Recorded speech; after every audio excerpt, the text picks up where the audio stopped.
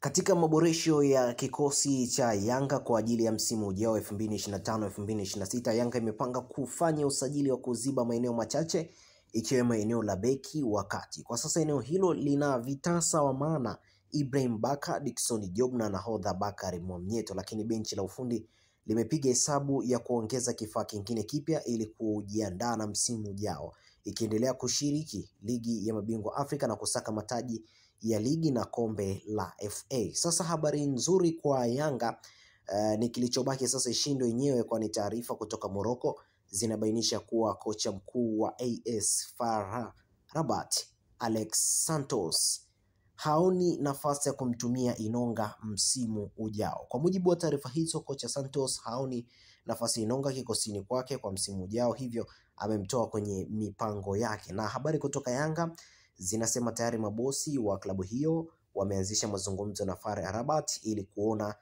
kama kuna uwezekano wa kuipata saini ya beki huyo, kwa vile bado ana mkataba wa mwaka mmoja na kikosi hicho kilichomsajili mwanzoni mwa msimu huu kutoka Simba. Na beki huyo wa kimataifa wa DR Congo anapigiwa hesabu za kutua Yanga kuongeza nguvu eneo la ulinzi la kati linaloongozwa na Dickson Job na Ibrahim Hamadi Baka.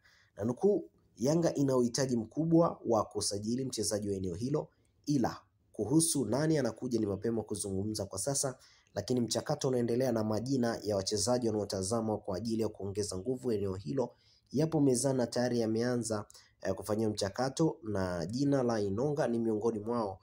Mwisho wa kunukuu, alisema mtoa taarifa huyo ambaye hakutaka jina lake liwekwe wazi.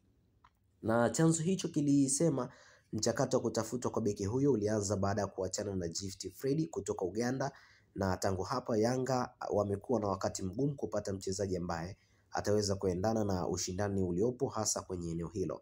Na Inonga amekuwa beki tegemeo kwa sasa wa kikosi cha AS FAR Rabat kilichoondolewa katika hatua ya robo fainali ya ligi ya mabingwa Afrika kwa kufungwa na Pyramid ya Misri kwa jumla ya mabao 4-3 baada ya awali kufungwa bao 4-1 ugenini na kuja kushinda nyumbani mabao 2-0. Na kabla ya hatua Simba mwanzoni mwa 2021-2022, Yanga ndio waliokuwa wa kwanza kumtaka Inonga, na mwenyewe alithibitisha katika mahojiano akisema mazungumzo ya wananchi yalifikia mbali kwa kukubaliana kila kitu. Alisema ikiwa katika hatua za mwisho kufanya uamuzi, Yanga alipokea simu kutoka kwa kiongozi mwingine wa juu wa Simba ambaye naye alimueleza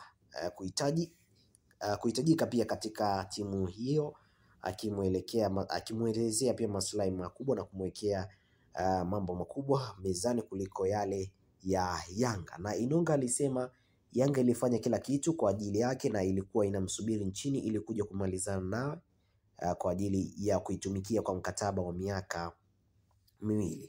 Moja kwa moja ni nukuu kile ambacho aliweza kuzungumza Inonga katika mahojiano yao, na nukuu, nadhani ilikuwa imepangwa tu nije kucheza Simba, kwani nilifika mpaka uwanja wa ndege wa Kinshasa ili nije Tanzania, lakini hilo lilishindikana na nilibadili uamuzi wa kuja siku nyingine kwa ajili ya Simba, mwisho kunukuu, alizungumza.